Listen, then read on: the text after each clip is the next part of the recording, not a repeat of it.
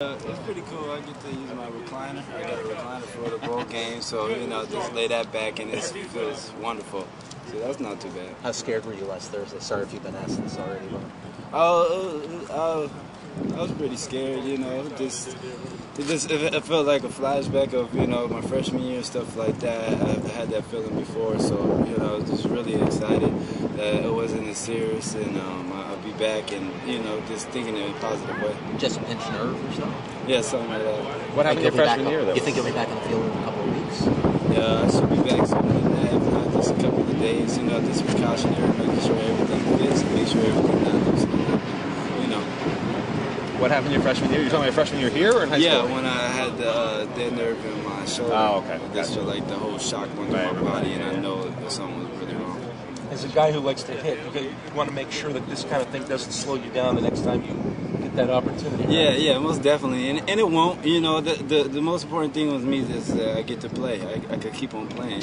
Things like this with the neck injuries in general, most people shy back and try to avoid that. But I'm ready to just get back out here, and like I was telling them, I felt like I was really making improvements each day at a time. So I just want to get back out there and get better with my team. Is it tough watching all your teammates out there, especially on Saturday? In front of a crowd, is it tough watching them out there and you can't be out there?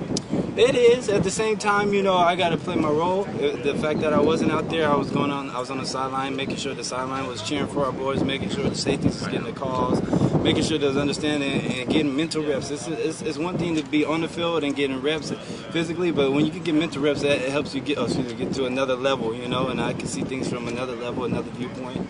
And I also get coaching from the coaches right as it's happening, instead of being on the field and they may be coaching it over on film. You guys are almost done with spring. Do you notice any difference in how guys have played under the new coach as opposed to guys returning from last year? Yeah, the guys they're coming in and accepting the coach more so.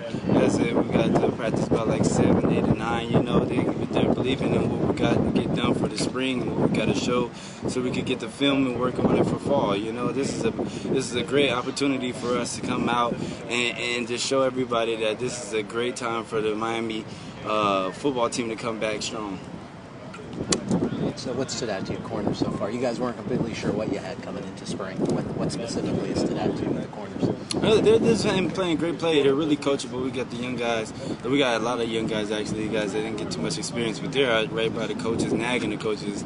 And they're barely being quiet and in film, always asking questions. And that's the type of guys you want to have around. They know that they don't have the experience, but if you could get a lot of experience, otherwise practice and from people's voices, coaches and stuff like that, it's going to help them along. So I can tell you guys, I thought Joe was doing a great job with the corners. He's still doing improving.